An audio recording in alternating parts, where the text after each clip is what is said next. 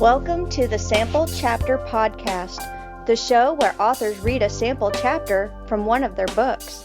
Here's your host, Jason A. Meiske. Hello, Sample Chapter listeners. Welcome to episode 230 of the Sample Chapter Podcast.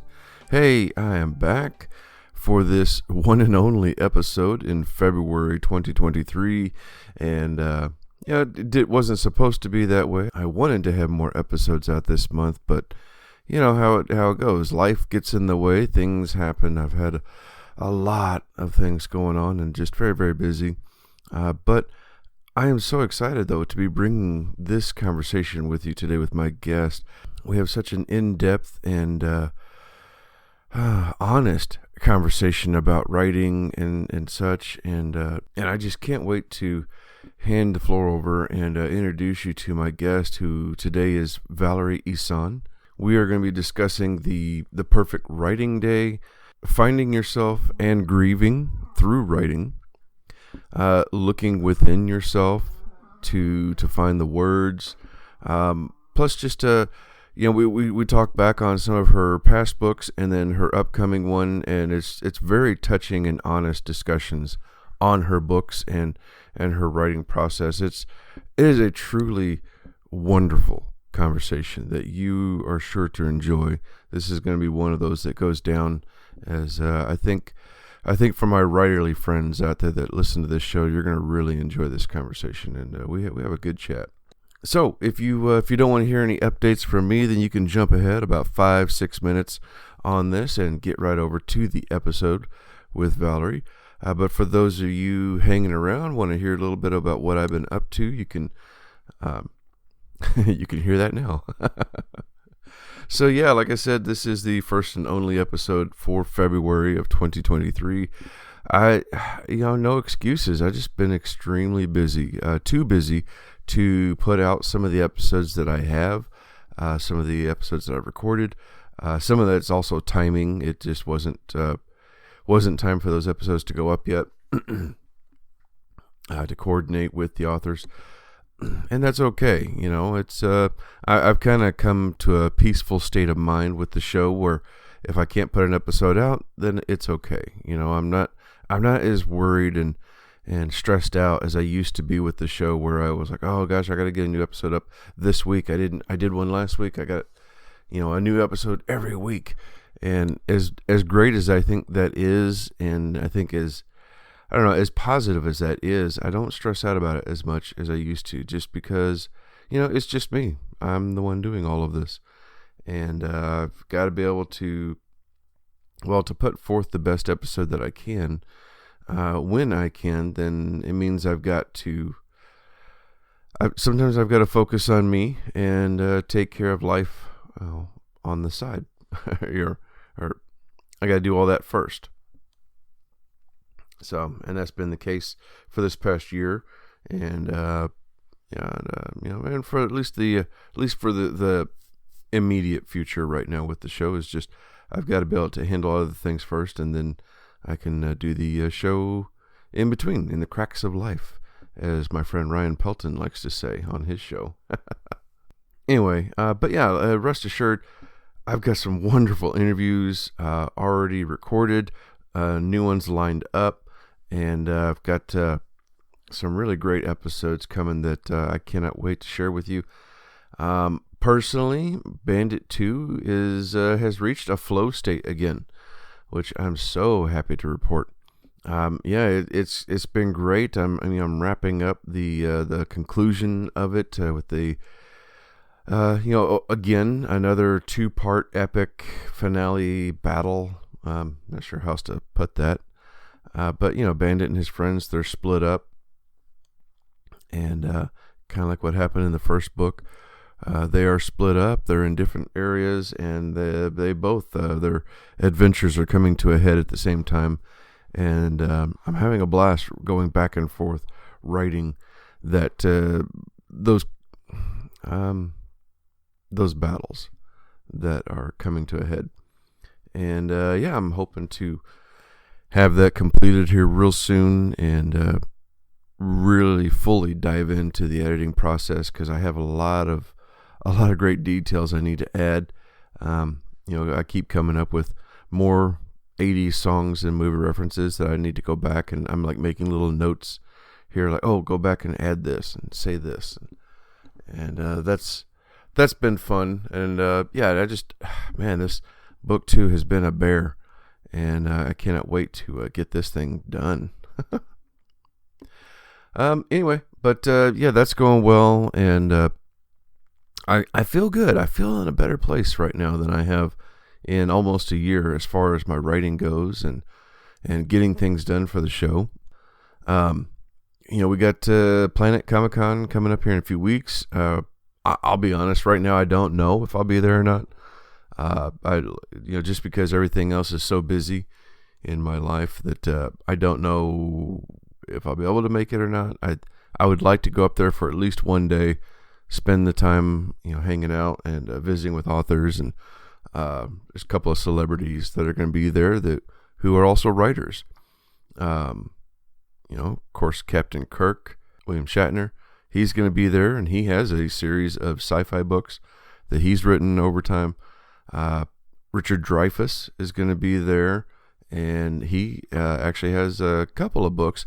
One in particular recently talks about, what it means to be American, and it's an educational book, I guess would be the best way to put it. And I've looked into it. It seems interesting, and I think that'd be a fascinating conversation if I could somehow bump into these guys and get them to come on the show. Wouldn't that be something? But anyway, everything's going much better, and I really appreciate those of you who have reached out to me and sent me encouragement with not only with the show but in my own writing, and it means a lot. I really appreciate having such wonderful fans of the show. You guys are great. Well, if you would like to reach out to the show, you can do so through social media. The show is available on Facebook, Twitter, and Instagram. You can also reach out to the show through email at samplechapterpodcast@gmail.com. If you'd like to support the show, you can click the link in the show notes for our affiliate, Writer's Block Coffee. They have some wonderful flavors over there, some great coffee that I enjoy, and one of those that you're sure to find as well. And you know what? I've mentioned it before, but I want to mention it again. If you do go in there, make sure and check out their scoop. It's a bag clip scoop, so it's dual purpose, and it's long. So it is such a wonderful multi-purpose tool. And I made sure to buy one, and I think you would like it as well. Check that out. And again, as an affiliate for the show, then any purchases you make gets a little something back to the show and helps us, keep the lights on, so to speak. If you also, another way to help support the show is you can head over to our TeePublic link in the show notes and grab some swag and show your support by wearing a t-shirt of your would-be favorite podcast about writers and hearing that sample chapter. I got some cool stuff in there. Put up a new t-shirt recently, and got more designs on the side that I'm just kind of working on, touching up in between. So as soon as I can get some more in there, I will. Finally, don't forget to get over to our podcast friends at Pop Goes the Culture Network, home to about a dozen other shows, all of them fun, all of them witty, and all of them pop culture related. Whether you're interested in movie and celebrity news, television episodes, or the latest soft drink like Peepsy or Starry, all of that is available to you through those episodes, and lots of fun. So click that link in the show notes to find out more. All right, everyone. Well, I think it's time for me to stop, and let's get on over to our interview with the wonderful Valerie Ihsan.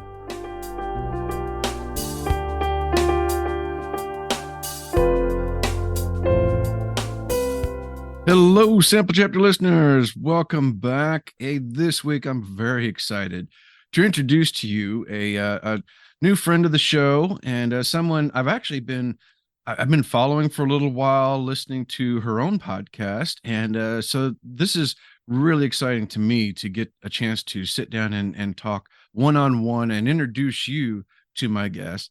My guest is Valerie Ihsan. She is one half of the Writer Craft podcast with Eric Mertz. That's the weekly show I listen to every week to get tips and tricks on my own writing. Valerie is an author, editor, publishing coach, podcaster, and dog lover.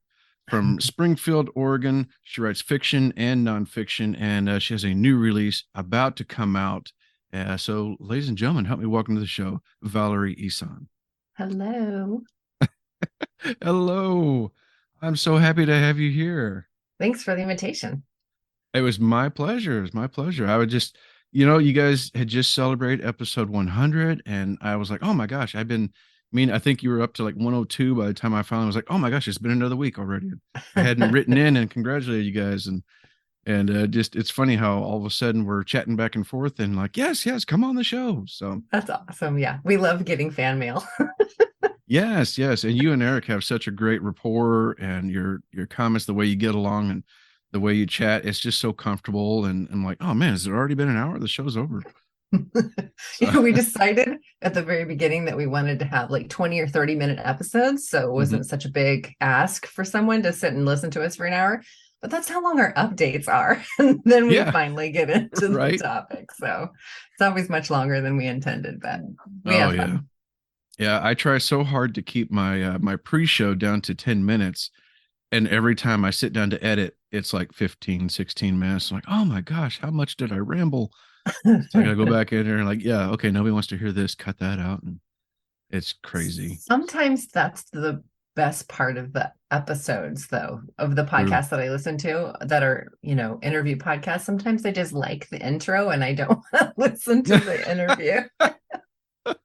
I've got one or two like that. Yeah, it's like, I don't know, this interview, I'm not into that style of writing. I could probably learn something, but I really love the banter before.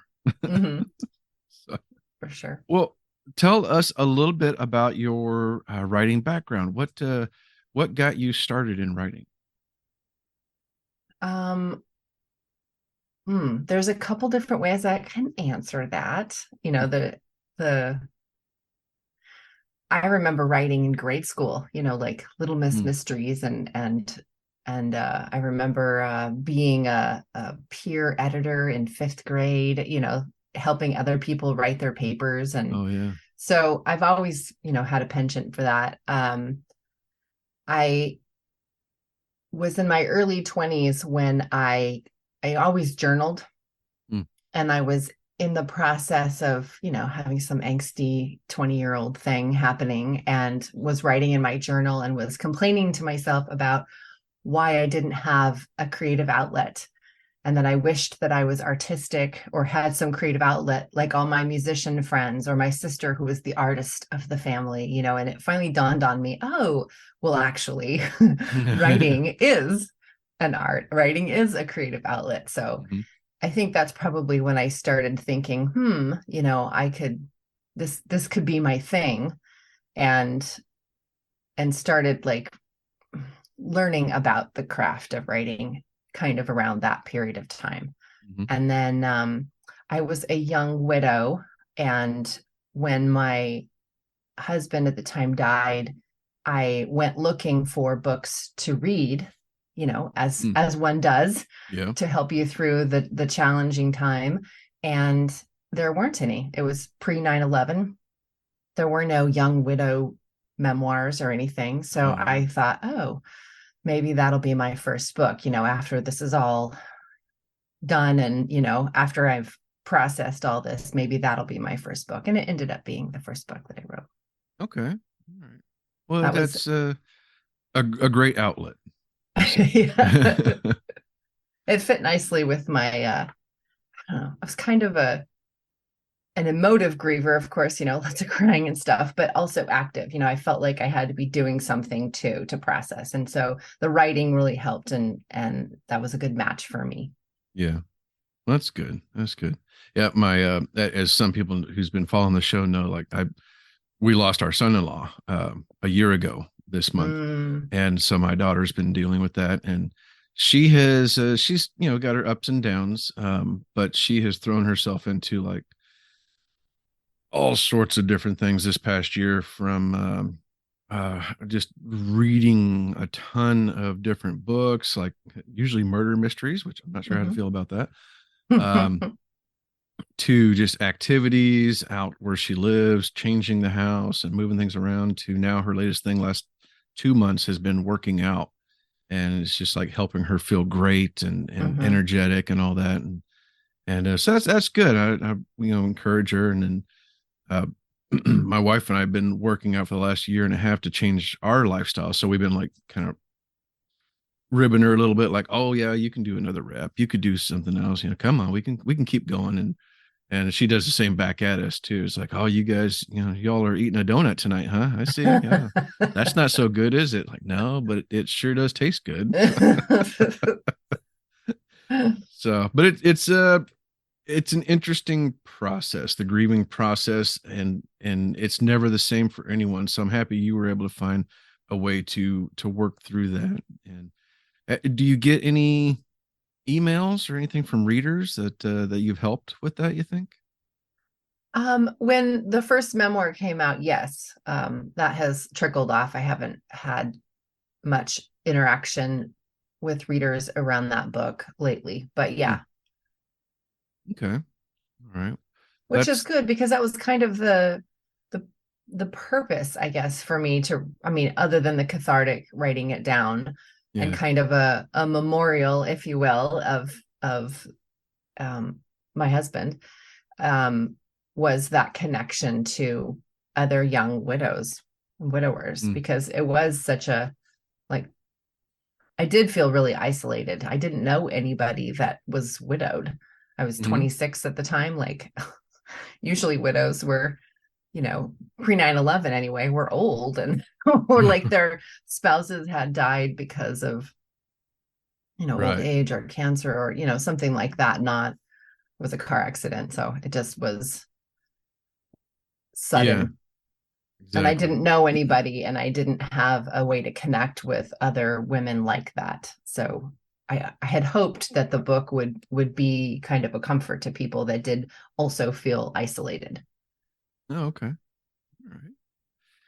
Now, down the road, I mean, you have, I see in your history, you've got a few nonfiction books along those lines, and I think more of the healing process is what it seems like. But then down the road, you did come out with your first contemporary women's fiction novel, The Scent of Apple Tea. Tell us Mhm. about that. Oddly enough, there's some grief in there too. I think because, I mean, once you live a heavy grief like that, it becomes part of your ethos. It becomes part of Oh, who sure. you are, Yeah. and it changes you in subtle ways and also great big ways. And it's not like you're continually grieving for the rest of your life, but it does. It becomes part of the filter that you see life through, I think, Mm. but not in a morbid way. I don't know how to explain No, that. I understand. Yeah. So I think that because I know how to process grief, it shows up in my writing in other ways too, I Yeah. think. And so that exploration of a different kind of grief and how that character went through it Hmm. as opposed to how I went through it before, Yeah. I think that's not how I set out to write it, but I think that ultimately when it was all said and done and written, I was like, oh, this is actually about grief too. I didn't mean for that to happen, but okay. Well, one of the things I've picked up on about myself, and that you always hear the idiom of, or not the idiom, the advice of write what you know. And for the longest time, I had no idea what that really meant until I started writing, and I was going in my second book, and I was like, huh, this is interesting because the topics in this, well, maybe not the topics because it's a murder mystery, but the some of the subjects within, Mm-hmm. and the job, some stuff like that are very much what I'm aware of, what I know. And same with the first book, it was a story that I knew inside and out. And I think that's where it starts to come out, is the things that in life come through best when you know about them. And so grief, and so you're able to use that effectively in your writing, whether it's fiction or nonfiction or whatever. And that's my own opinion that I've come to develop, is that it's all part of what we know, and it makes our writing all the more real. Yeah, I hope so. I think there's a lot of truth in fiction. Yeah. Yeah. So the apple tea, then, this is it's kind of a romance. No, she's a an herbal farmer in Mhm. Veneta, Oregon. So she grows herbs that she sells and always has these tea concoctions. She just drinks a lot of tea. And the title, coming up with titles is an interesting process for any writer. Yeah. And the first book I titled, and actually this novel too, I ended up doing the same thing. When I was reading through the whole novel before publication, there was one word that just, or one phrase that just sort of popped out of the whole book as kind of not thematic, but kind of. Mhm. And that's like, so smell the blue sky was actually something my toddler had said to me one day. So that was the name of the first book. And then the scent of apple tea, again, was, she was just in, the character was just in the living room, and was drinking tea, and Yeah. was, it was a, it was a very cozy scene. And for some reason that just sort of popped out at me, because that's what Catherine really clung to for the whole book, was to retain that sense of comfort. And she didn't Mm. want to lose that. Hmm. Um, and yeah, I think one of her greatest fears was being alone, or having to die alone. And so I think just trying to like bring all of the comfort things that made her feel safe and loved, and that sense of belonging. And it always seemed to, like, that scent of tea as she was drinking it was that cozy place for her. So I think that's Yeah. where the title came from, was from that scene. Sounds cozy. Yeah. I like I'm that. drinking tea right now. Very nice. I don't grow So, my own herbs though. This is a tea bag, I'm sorry to say. oh, okay. Well, that's all right. That's all right. I have uh at my work, it's basically the two of us, myself and then my boss, and he's been very, very ill for a while. And so Mm. when he came back, he didn't want coffee, which like kind of shook me there for a while. I was like, oh my gosh, What are we what are you gonna doing to drink me? then? Yeah, I was like, okay, so you're gonna take an hour or two before you come into work, right? You're gonna let me drink some of the coffee. And he laughed about that. But so we've been heating up hot water and drinking a lot of tea, and I've been making that switch slowly over. I still get my coffee in the morning at home and drink a little bit at work, but then we've been drinking tea before I switch over to water, depending on the temperature. So, but that's nice. I always like a hot tea with a little honey and sugar. So, what? Tell me about your perfect writing day. What would that be like? The perfect writing day would involve no barking dogs.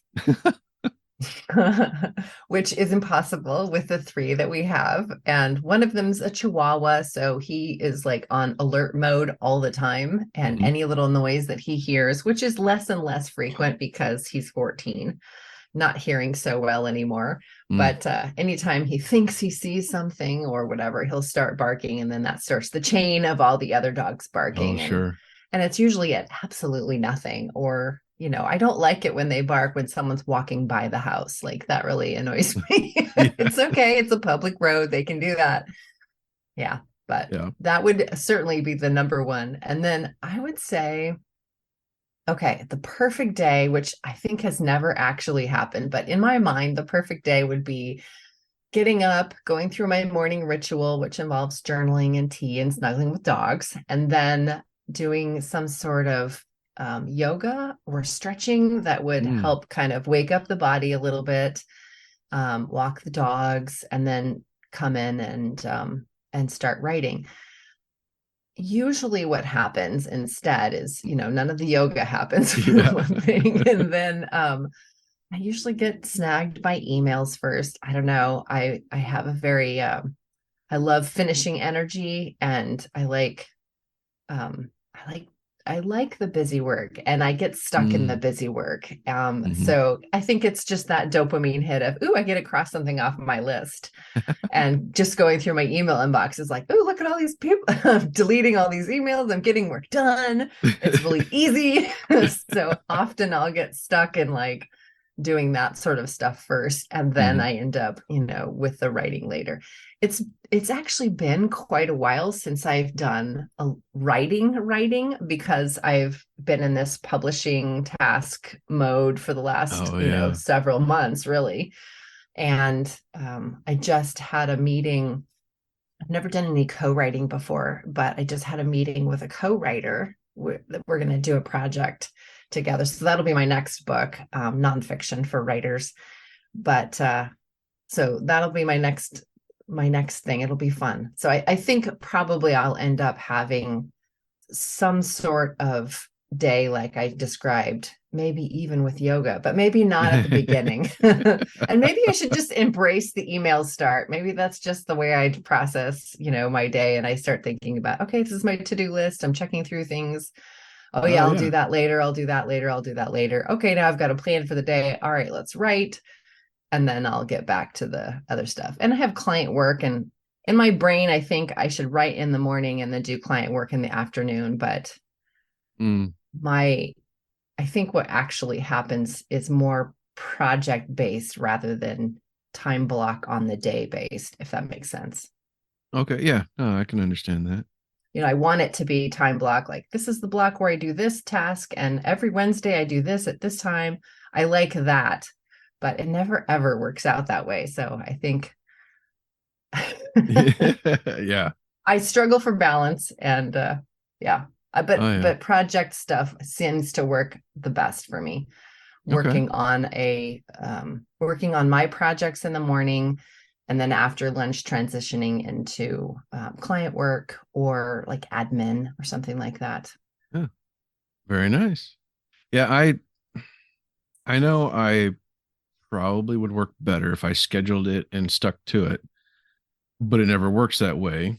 And I tend to I well, I'm fortunate in that if I'm sitting down wherever I am, I can open up and usually get right back to my writing, except for the last few months. I've really struggled with doing that because I'll go a week or 2 weeks, or lately it's been like 3 weeks since I'd opened up my Scrivener. And until a couple nights ago, I finally was like, okay, I'd had a thought during the day. I was like, oh yeah, I know how I'll fix this other scene I was struggling with before. So I opened it up the other night, told my wife, hey, I just want a minute so I can go back in and fix this scene. I did that, but then doing that and then rereading a little bit of that, it got that flow going. So my Mm-hmm. couple of minutes turned into 30 minutes, which turned into an hour, and I was just rolling. That's awesome. But it also turned into after 10 p.m. and I happened to look over to the couch and my wife is sound asleep and with her head back on the couch. And I was like, oh my gosh, I am in trouble. That's going to hurt her neck. And so I stopped mid sentence so that I would know where I was whenever I go back to it again, hopefully today. And People then, say that all the time. I'm so afraid of that. That is not that's not something I follow at all. I do not stop in the middle of a sentence because I'm afraid I won't remember what I was trying to say. And I want it, to at least I finish the wasn't sure about sentence. that either. Yeah. But like, my worst ones are finishing a chapter and then go away. And then I come back and now you got the blank page of the next chapter. And that's when Do I'm you going, plot though? not really. The plotting works for that way, because then my Scrivener, I have something in the Scrivener file Yeah. for that scene card, so I know there's something there. Oh yeah, that's what I'm supposed to write in this scene. And I I guess I could amend that in saying that I don't normally everything prior to this series that I'm writing now, I've never done that. I've never plotted because I feel like I've written it already. But my series, I did book one. It came out over a year ago, so I'm way late on book two. But I just started running right through book two, thinking, "Yep, I am doing great." And then I hit a hiccup, And then I got to looking at it, trying to figure out, why am I struggling with this so much? This isn't going the way I thought. And I realized, oh, I'm incorporating my ideas from book 3 into book 2 that I had. And so now I've got my character in a completely different place than where they should have been for book 2. And I had to go back, and thankfully with Scrivener, you can just take it. Okay, let's add that to book 3 ideas. And I went through and wrote like single lines. Okay, Bandit is here. Okay, Bandit finds this, and next chapter, Bandit does this, and just to try and keep me at task with it. But yeah, it finishing it, or I've done it several times now where I just stop mid sentence, and I'll just go back to that paragraph and read a few lines, and it seems to help get that flow going, and that way I can go like, oh yeah, I wanted to. This is what I'm saying. So it seems to help me anyway. Cool. Well, maybe Yeah. someday I'll have the guts to try it. It's helpful. Try it like when you just got to take a break, like you're gonna break for lunch or something like that, and then Oh, that's a good tip. Yeah. That is one thing I do struggle with, is getting up. So I just quit the day job. This is my first month at home. yes, So I don't really have a schedule quite yet. I figured that the month of February and March probably would be that settling in and trying this schedule and trying that schedule and seeing what works. But what I'm finding is I'm not getting up from the desk, and that's hurting my body. And sure. I'm sedentary now instead of running around a bookstore all day. So yeah, I'm gonna have to start setting a timer to get up, and that could be, oh, the timer rang, I'm in the middle of a sentence, I'm getting up anyway, so I can run and go get more tea, get some more tea, laundry, something like that, and then come back. Time and to go do a little yoga for 15 minutes, and yeah. See, I'm getting all these great ideas, Jason. Thank you. Oh my gosh. Well, I would be Insert remiss yoga here. There you go. There you go. Oh my goodness. All right, downward dog. I would be remiss if I didn't bring up Writer Craft Podcast. You and Eric, it's such a great show, and it's one of those that, so like several of my favorite writing shows came to an end, and so I started going through my iPod, iTunes.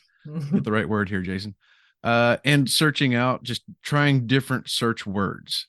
So writer craft, writer something, author something, and it's amazing the different results you get. And I came across your show about a year ago, and I was like, I added it to my list. Okay, let's subscribe to all these different shows, and then I've been weeding it out through the year. But yeah, yours is one of those that when the new episode drops, like, oh, I gotta listen to that real quick. Yay! Oh, I love fan mail. Yeah, it's such a great show. So how did this come about?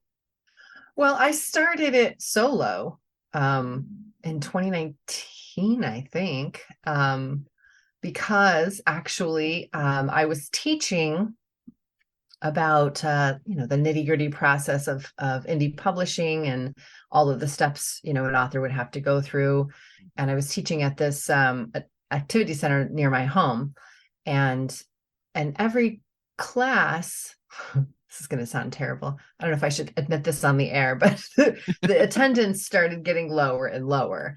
And I thought, well, so I was trying out different types of classes, and I was also co-chairing one of the chapter writing organization chapters in Willamette Writers is the #1 writing organization in Oregon, and there's like 5 or 6 chapters.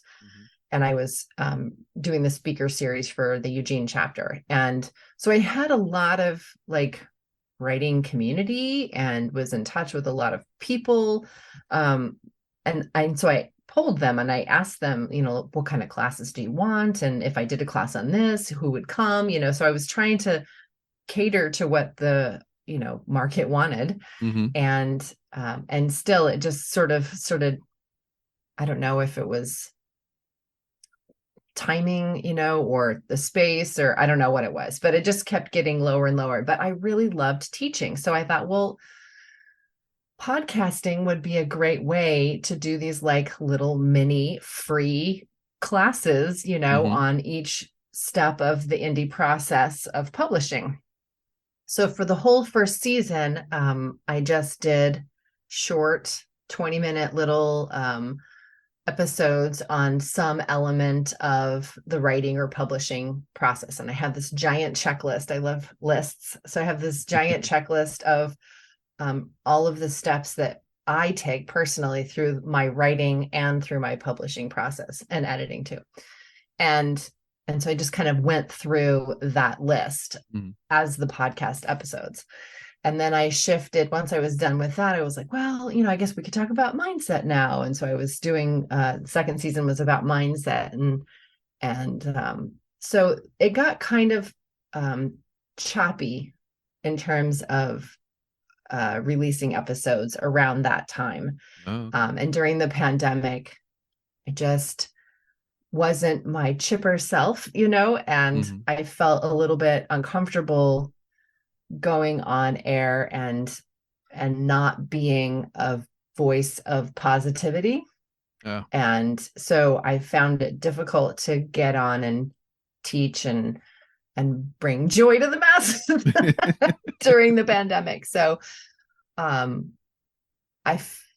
so then I switched. I tried a couple of different things. I really loved podcasting, and I felt like it was a great way to bring content that was, free to writers. And I just like the whole process of it. So I wanted to keep going. And that was when I checked in with Eric. I've known him for over a decade. We met at a conference, a writing conference, and we became conference buddies. He lives in Portland. That's where the Willamette Writers Conference always was. So, we'd always make a point to like meet in the bar and chat while, every year, at least a couple times while we were at the conference. And then sometimes he would come down to Eugene and speak for the chapter. And, so we just sort of knew each other as colleagues for many years. And then, we started editing each other's work. And, so we just have had this professional relationship / friendly relationship for many, many years. And I approached him and said, you know what? I kind of feel like I've said everything that I know about writing, and let's, I want to keep doing it, but let's get together and talk about stuff together. And that'll bring a fresh, new bent to the podcast. And I've really enjoyed it. I thought it's been super fun. We laugh a lot. Yeah. Yeah. Well, and it's got to be nice to have somebody to bounce things off of and to have their opinion as well. And even if it's different from yours, it makes for interesting conversation. Yeah. A lot of times we come across, just last week we were talking about, what was he? Oh, pricing. He puts I put pricing on my website. He doesn't. Yeah. So we were talking about the pros and cons of that. So yeah, it's nice when we disagree, actually. It makes for good podcast fodder. I agree. There's time. Yeah, I guess if this wasn't an interview show, I probably would have ended it so long ago, just because I don't know what I would talk about on my own. And that's why I made it an interview, so that way I could have somebody else to talk to and let them be the professional. And I just go, oh, that's nice. I like that. I still like being the professional, but but yes, I like getting ideas. And I learn stuff from Eric all the time. We've known each other for so many years. I would think that I know all the things he knows, but no. Yeah, right. Yeah, it's amazing. Yeah, my writing group, I don't get to meet with them as much as I used to, but I still, whenever we get together for a book signing or something, I'll get to talk with them. I'm going like, really? That's how you did that? Okay. And it's so good to catch up with them periodically whenever I can. So. Yeah, I like having a beginner's mind for all aspects of, well, my entire life, actually, all of the pieces of it. But just today I was on a Slack channel with another writer, and he was saying something about he sells his books at breweries, and he gave a QR code to the person there, and she sells them with the QR code. And I don't know anything about that. So I was just asking him right before I got on here, like, tell me how you do that. What is that about? How do you assign what? Because that would be cool. Yeah, that would be cool. I don't know anything about that. I don't know anything about TikTok. I don't know anything about Wattpad. So there's so much to learn. My first event I ever went to, I did not have my books available. They didn't come in. Oh So God, that's what I'm that was my like panicking solution. about right now. Yeah, that was my solution was I just quickly printed up a QR code for people to scan it and go to my Amazon. And then I just Oh, sat there and talked with people. I was like, "Yeah, hey, here's a bookmark. I've got bookmarks. So when the book comes in, and here I'll autograph the oh back of the bookmark man. for you." Man, I've been panicking about everything's a learning curve, and this is my fourth, fifth book, I think. Mhm. And I think I've got it all like, yes, this is my process Mm. every time. And then I learn something new every time or something goes wrong and I have to like adjust the process. So I am chronically misjudging how long things take.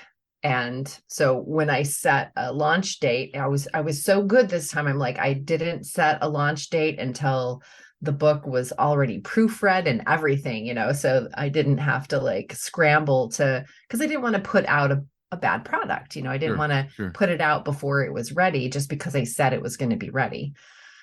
So I felt like I nailed it for that, but I forgot about like the proof process, the physical book, Oh so yeah. like I ordered the proof yesterday, I think, for one of the physical. Yeah, I ordered Monday. I ordered proofs Monday. Hmm. And there's a snowstorm over on this side of the world, I guess. Oh. Not here. It's blue sky and sunny right now, but I got an email saying, that it was being delayed, the delivery. And I Oh. didn't, of course you're supposed to like get the proof and then say, yes, this is good, and then put it up for, enable the distribution Right. and buy all your author copies. But my launch party's on the 11th. Hmm. And that's just too tight of even if I paid for like expedited shipping and stuff, the books would have showed up like the day before the event. Yeah. And that was just a little bit too close for comfort. So I last night bit the bullet and bought author copies before seeing the proof. Oh. So I hope they look okay. My husband was like, well, worst case scenario, like if they're just weird, give them away at the launch party and tell them, and that way you can fix the thing and tell them Yeah. it's up Yeah. now. You can, order it Yeah. now, but Now they're a collector's edition. yeah, the first screwed up version. There you go. Yeah, I've got a couple of the collector's edition of my first book because I just ran it through Grammarly and said fix all, and then I hit publish after that. Whoops. And then yeah, my wife got a hold of my proof copy that came in, and she was like, "Oh my God." I was like, Yeah. "What? Is there a problem?" And she was like, "Yeah, where's a red pen?" And so I've still got that on the shelf too. That original proof copy that really wasn't a proof because it was already live. But yeah, I spent we spent 2 or 3 weeks together working through it and fixing things that were wrong, and I couldn't believe some of the things that Grammarly said. Yeah, fix this, and oh well, lesson Yes, learned. human editors will always be necessary. I Yes. also use Pro Writing Aid as part of my writing process, and I'm Hmm. a freelance editor, and so that is often part of my process too. I go through manuscripts twice, so like I'll go through and do my own edit Yeah. all the way through the manuscript, and then I will go again with Pro Writing Aid and see if there's anything that I missed. And yeah, there's a lot that those AI assisted, softwares will flag, and Hmm. I'll be like, nope, that's supposed to be like that. I'm just gonna leave it, ignore, ignore, ignore. So Yeah. there are a lot of them. Yeah. Fix all Grammarly. That's a disaster. Oh yes. Yeah, because it came up with like 300 and something or 400 fixes, and I was like, "Oh my gosh, this is going to take forever." And it was late. I didn't have that much time, so I was just like, "Yeah, fix all." And yeah, it was. I've had fun since then. So, oh my goodness. Well, a book that has been edited and is ready to go is your new one, getting ready to come out. You Can't Dance a Lie, a memoir of stepping into my truth. And that comes out March 2nd, First. Yeah, March first, 1st. Yeah. which likely Next is Wednesday. likely the day after this episode drops. So everybody can like go in there and grab a copy real quick after they hear this. Tell us about this new book. Do you want the long version or the Tell me or the whatever short? you think people need to know to make them go, "Oh, I got to get that."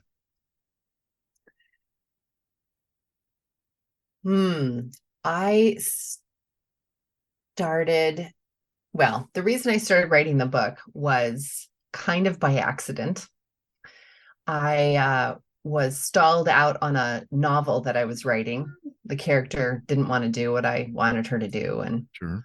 so I got stuck there. And in the process of finding another project to work on, I had an old archived blog that I'd written on for years and thought, well, I'll just, turn it into essays or something. It'll be real quick, Yeah. which totally was not the case. Famous last words. Yeah. And and I kept bringing it to my critique group and they were all like, thumbs down. And so I kept tweaking it and then I became invested. I'm like, okay, this isn't going to be the quick job I thought, but it's a book. So let's go in and make this a book.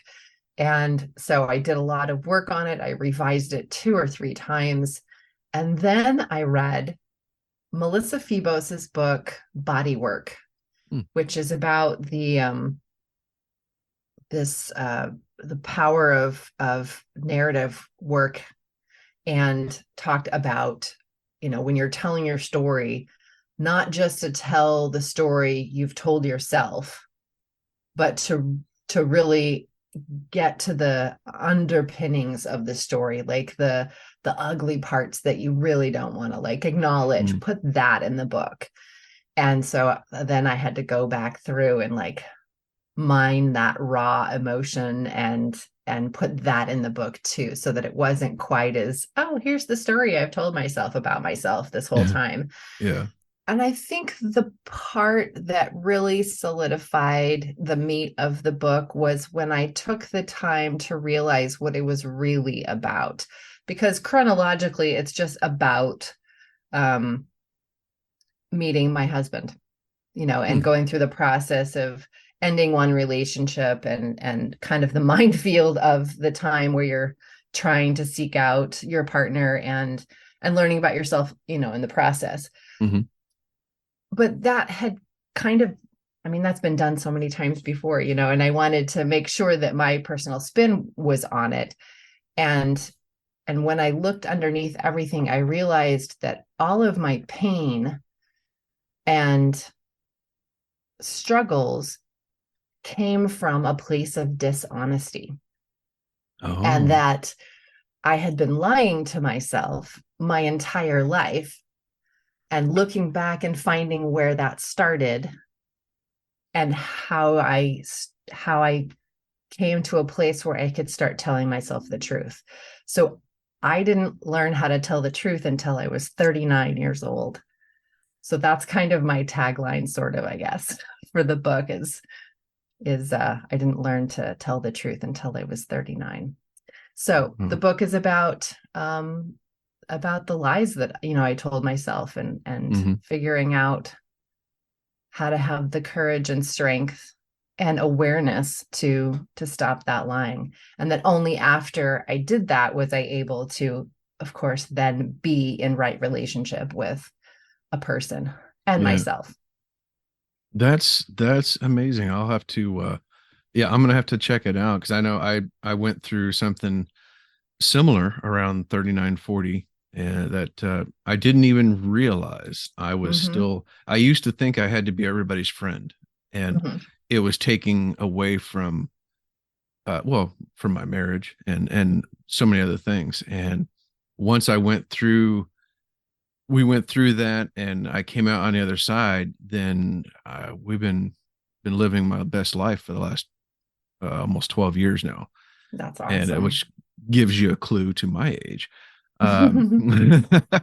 But it's amazing to go through something like that. And that sounds fascinating to me then, that somebody has put that into book form it's like, wow, hey, I went through something like that. I'm going to have to read this and see what that's like. If there's any That's awesome. similarities, yeah, that's Yeah, cool. that's awesome. That's great.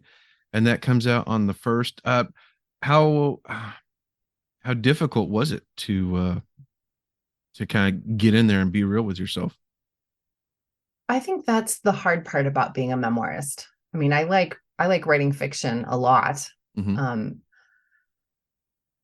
and I think, the writing process itself is hard, but I think that memoir is harder because you have to look ugly on the page, because you have to have a character arc. It's Yeah, just, it's a literary necessity to the book. exactly. And that's the whole point of the story, is the, especially I think for memoir, is the character growth. Yeah, And and so you have to you have to look not great at the beginning so that yeah, you can improve. yeah. And what have we learned from the process? Yes, definitely. So, okay. That is awesome. I'm going to have links in the show notes to that, and so everybody can go in there and find it. Where can people find you online? I'm at Valerie Ihsan author.com. That's my author page. And if you're, doing the book coaching or the editing, then it's just valerieihsan.com. IHSAN. So, and I'll have That's my links for pen that. name. My husband is Turkish, so my legal last name I can't even pronounce. So Ihsan is his middle name.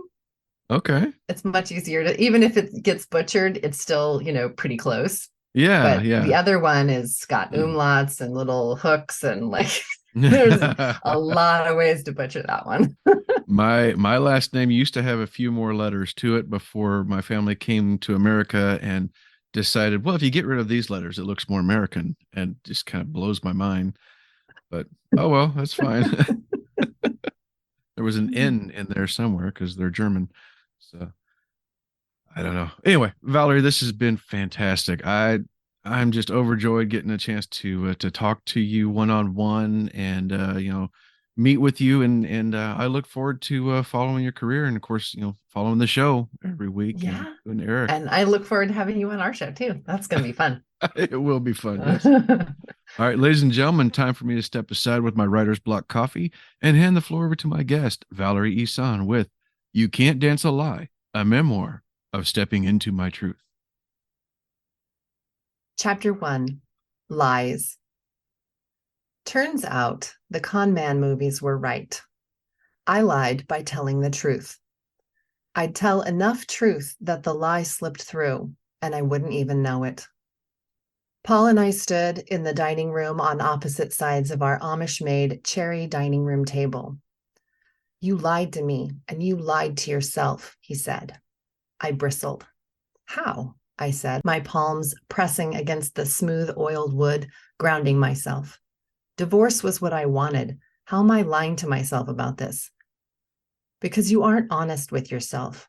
You say you want something and you say it so many times over and over to yourself that you believe it, but it's a lie. His voice shook. What a weird and obnoxious thing to say. I didn't lie to myself. I scanned over my life in full at that dining table, like microfiche in the county courthouses back in the 90s. Fast, fast, fast, then stop, skimming and reading, then fast, fast, fast again. Holy shitballs. I stared at Paul through the midday light. I did lie to myself, all the time. Conveniently, I mostly didn't know when I lied, but sometimes the dissonance of subconsciously knowing I was lying and not wanting to lie clanged louder than usual, and my eardrums tingled and my skin curdled. Other times it was like a glitch in the matrix. I'd look up and think, did I just say that?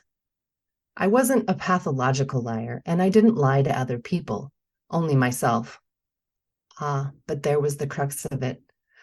When I lied to myself and lived my life based on those lies, then I was effectively lying to others.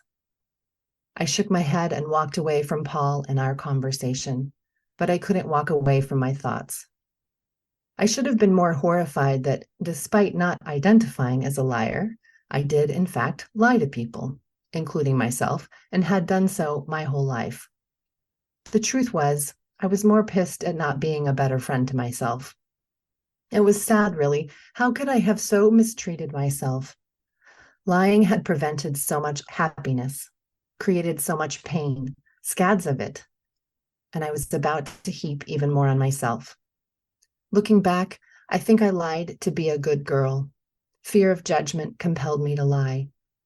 I was 39 years old when I learned to tell the truth.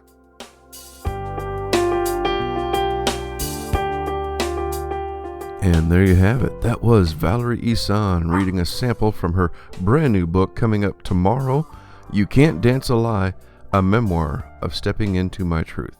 And it is such an honest book. You know, just that little bit of sample that I have seen, and you want to make sure you go ahead and order it right now. I have, and I can't wait to check that out. The links are in the show notes for Valerie and her books, so click on those. Don't forget to also check out our podcast friends and affiliates, and hit that subscribe button so you don't miss out when I have a new author, a new book, and a brand new sample chapter. Take care, everybody.